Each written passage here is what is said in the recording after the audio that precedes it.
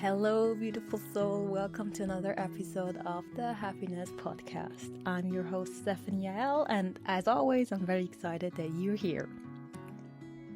Today, I want to talk about what it means to be the creator of your life, right? We hear that a lot. We're like, you're the creator of your own luck, you are the creator of your own destiny.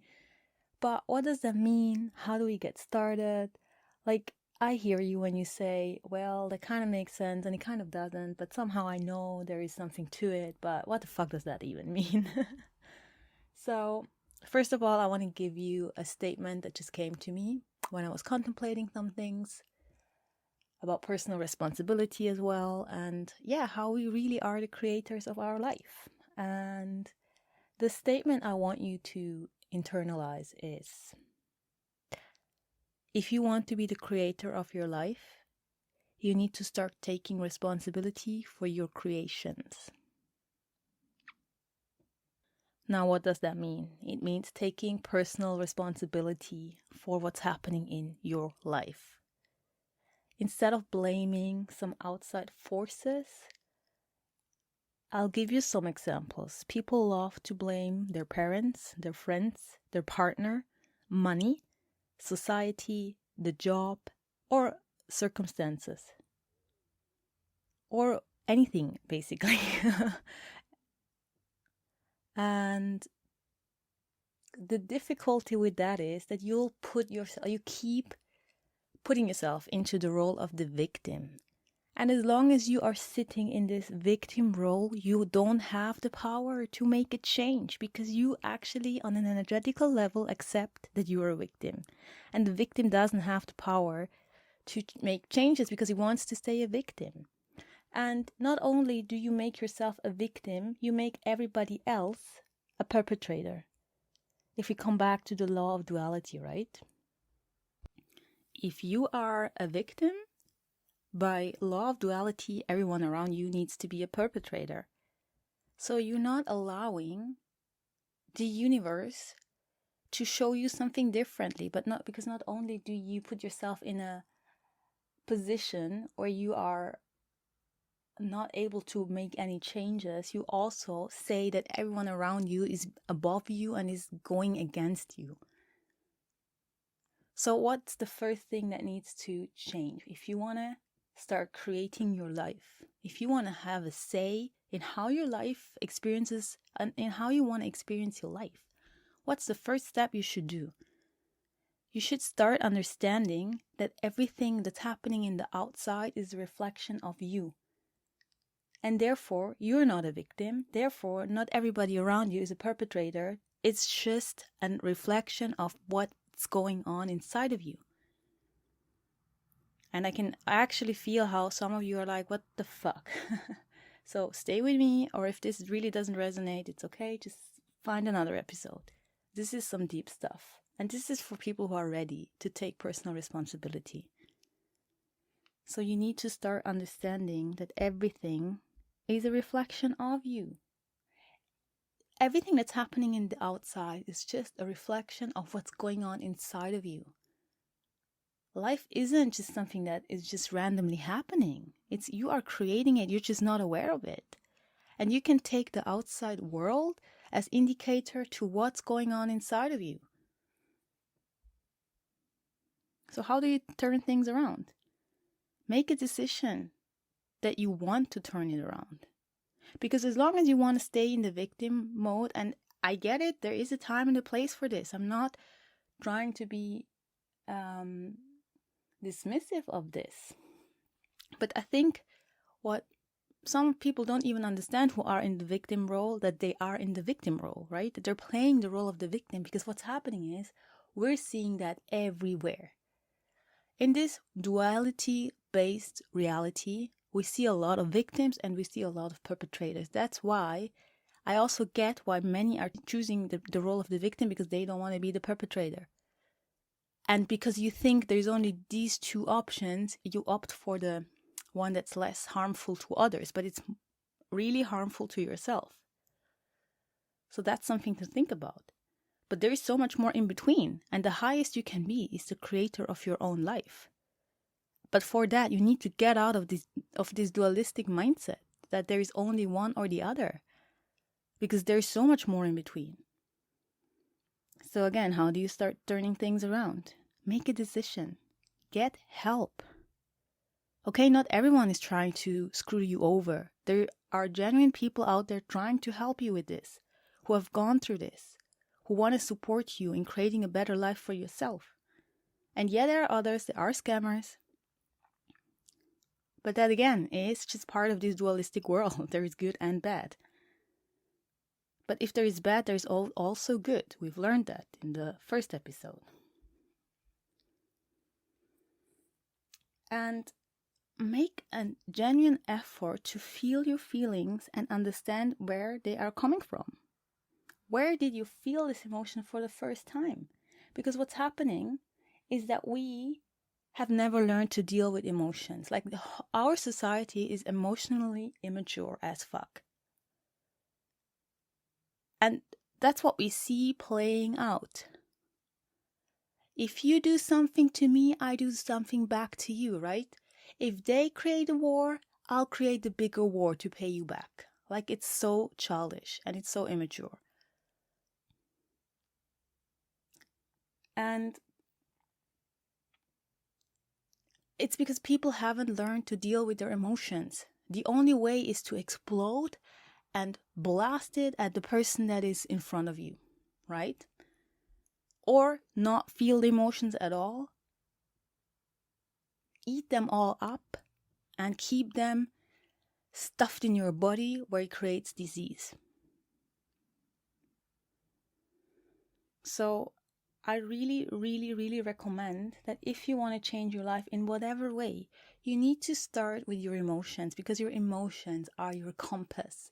Your emotions are telling you how you're feeling. If you're depressed, if you're sad, it's your inner being telling you that you are really far away from where you could be. And I'm not saying this to make you feel bad. I'm saying this to make you understand that there is so much more for you. That's why you are feeling so fucking bad. You're not feeling bad because that's where you're supposed to be. You're not feeling bad because that's just what it's supposed to be here and that's all you deserve. No, you're feeling bad because you are so far away from that inner light.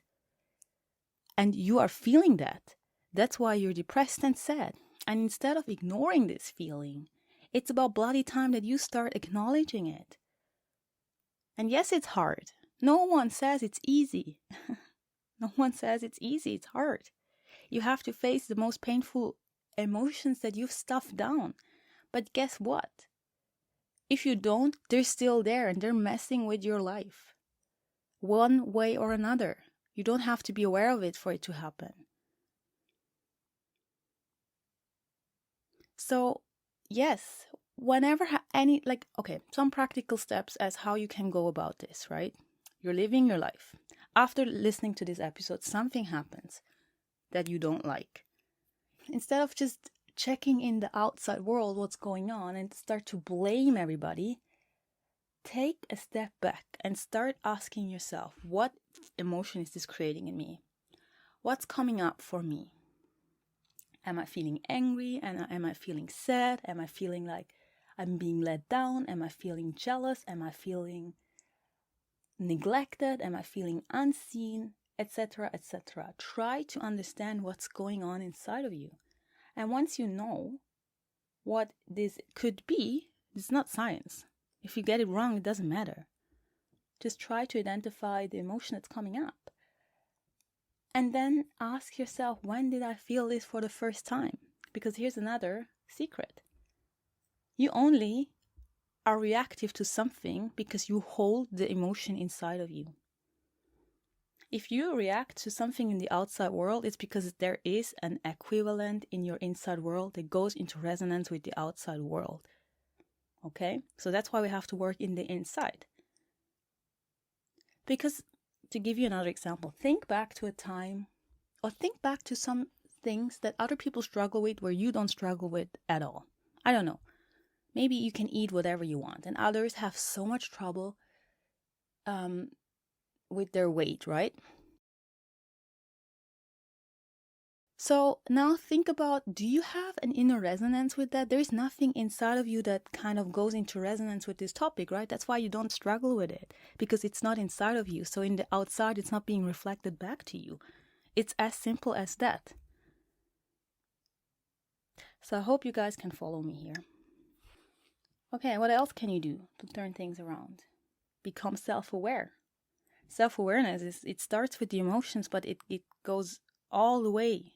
It goes so much further than just being aware of your emotions. It's about being aware how you interact with life, with the people around you, with things like money, friendships, relationships. You need to start understanding that, again, everything is a mirror. You need to start studying yourself. And I guess some of you are already doing that. And it's just, then take this as a confirmation that that's the right way to go. Keep studying yourself. Go deeper. Understand that you can change things, but for that you need to go inside, not in the outside. I want to give you another example for this. If you print a document, let's say you created a document in Word or whatever, Canva, like a digital document, and then you print it out. Now you see a typo on the printed form, right? On the printed document or whatever, a typo or something that you don't like, and you want to change it. You don't change it on the printed version, right? You go back to the computer and you change it where it originated from, which is the digital document. You're not making the amendment on the printed version and then put it back into the printer and expect that it somehow magically will change the original file, do you? It's the same in real life. You cannot change the outer world and expect your inner world to change. It's the other way around. This whole outer experience is nothing else than a manifested reflection of the energy that is inside of you. Okay? This whole outer experience is nothing else than a manifested reflection of the energy that is inside of you. And another crucial point to understand is that it is a process. It's not a quick fix. Okay, we've been accustomed to have quick fixes from pharma, from the digital world, from having stuff on demand, watching videos on demand, downloading books on demand. Everything is on demand, right? Listening to music on demand, listening to podcasts on demand. Your inner transformation is not on demand. Your inner transformation is your life's work. Therefore, it's a process. And yeah, there are quick fixes that you can take to help that process. But the worst thing you can do is start working on yourself and then think that things need to change in a week. They can. I'm not saying they can't. You're always changing. You're always changing. But if you have to go from one end to the other end, it's going to take you a little bit. And understanding that will actually take away so much pressure, so much anxiety. That's why I'm saying it. I'm not saying it to discourage you. To be like, oh, it's going to take so long, don't even get started. No. Do get started or continue what you're doing. I just want to manage some expectations because for me, it messed me up because I thought I could do it in 2 weeks. Been on it for 4 years. That's still fast. And only when I started to accept, I resisted for so long that I had to accept that I couldn't change it around in a day. Okay? I had to go back to some really difficult situations, clear them up, clear them out energetically, heal, feel, in order to move forward. Okay, and another important thing, if you want to be the creator of your life, yes, start taking responsibility. Start coming out of the victim mode. Stop putting the tag of perpetrator on everybody. Have more compassion. And how do you have more compassion? By having more compassion towards yourself. How do you create more compassion towards yourself?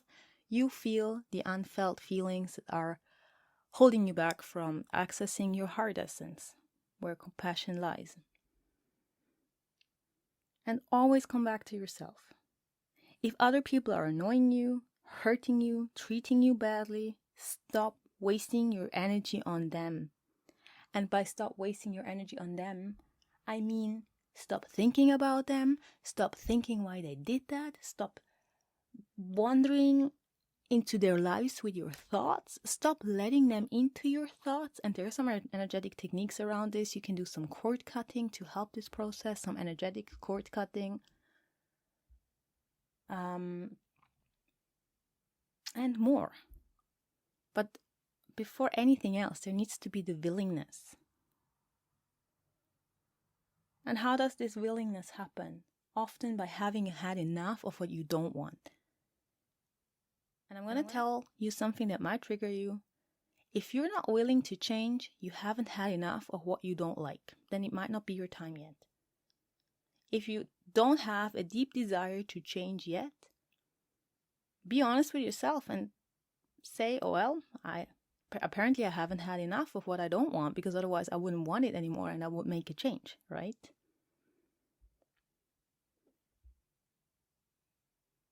So always come back to yourself. Be honest with yourself. Because why? Why do you have to come back to yourself? Because that's where you course correct. Again, not in the outside world. Where do you correct your course? In the inside world. And make it a habit to realize that everything is a reflection of you. Your inner world is communicating to you through what you're experiencing in the outside.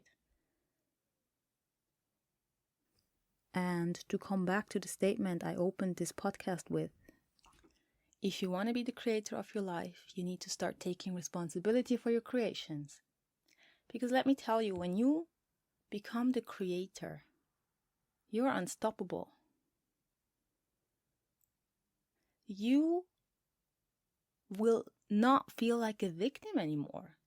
Because even if you do, you'll understand that you have the power to change it. I'm not saying out of the sudden everything is going to be rainbows and unicorns. That's not the case, but something will come up. It will trigger you. And triggers are good. Triggers are showing us where we have stuff to work on, where life flow, life energy is being blocked. So when you start becoming a conscious creator,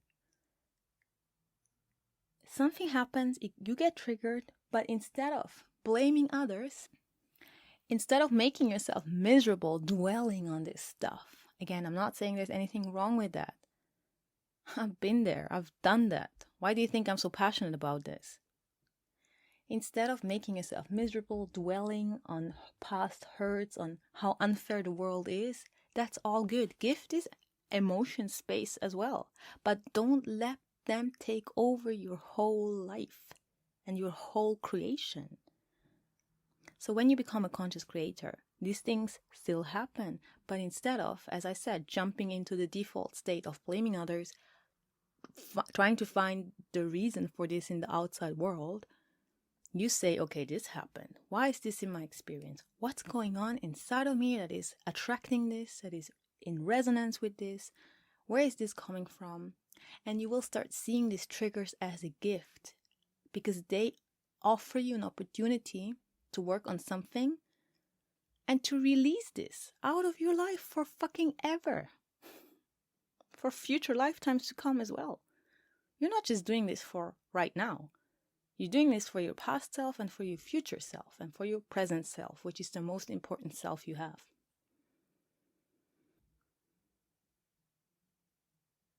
That's the difference between letting things happen to you and being upset about it, or taking personal responsibility. That's an important addition that's coming through right now. Personal responsibility doesn't mean you take on all the blame. No. No, it means that you look at where have you put your energy into the pot that created this situation. It's not about blaming yourself. It's about understanding why this has happened in your life to learn from it. It's like with a child. Instead of punishing a child for behaving badly, ask the child, why did you behave this way? What made you cry out in the supermarket? Why did you have a tantrum? What happened? Instead of punishing the child and saying, you're a stupid child, you embarrassed me here at the supermarket, I'm never going to take you again, blah, blah, blah, like punishing it, blaming it for having emotions. You don't go and blame yourself for having created something in your life that wasn't in your highest favor, in your highest human favor. No, you go and ask that part that created it, that part of you that created it, that you were not aware of. You ask it, why did this show up in my experience? And then you most likely get some feelings about it. And then you will understand, oh, this happened because I've been holding these emotions of being worthless. And if that guy hadn't it shown to me, if he hadn't treated me that badly, I would have never realized it. So why did I end up in this relationship that wasn't good for me? So that I would realize that it wasn't good for me, that I would start doing some soul search and ask myself, okay, wait a second, if I'm the creator of my life, why did I create this? Because you're creating whether you know it or not. You're an unconscious creator, and when you start taking responsibility for your creations, you become a conscious creator. And that's where the fun begins, you guys. That's where you can start creating what you want and start creating a life that is worth living. And that's when you can start creating happiness. Happiness is not chance. People aren't happy by chance or by luck. They work for their happiness. It's the soul work that creates inner happiness. To me, happiness means being free of anything that's taking away my happiness. I believe that I am happy by nature, but there were so many things that were taking away from my happiness that I couldn't be happy. They were eating up my energy, and it's about freeing yourself from that. But you need to, before you can free yourself of whatever is taking away from you, you need to become aware of it. And you do that through some of the steps that I've shared with you today. And with that, I come to an end for this podcast episode. I hope it was eye-opening, mind-opening for you. And I really wish you all the best, you guys, in becoming a conscious creator, because it's beautiful. It's beautiful when you start understanding that you have power, that you have the power to change things. You start looking at life differently, and life starts responding to you differently. So it's 100% worthwhile. Even though there might still be pitfalls, you will still have moments where it's not all, as I said, unicorns and butterflies and sunshine, but everything will start to make more sense and it will become lighter. And if you're here, I know that you're looking for lightness. I know that you're looking for happiness. I know that you're looking for personal fulfillment. And that, my love, is the way to it. So keep your head up. Keep doing the work. Keep listening to your heart and what your body is telling you. And with that, I leave you guys and I speak to you in another episode of the Happiness Podcast.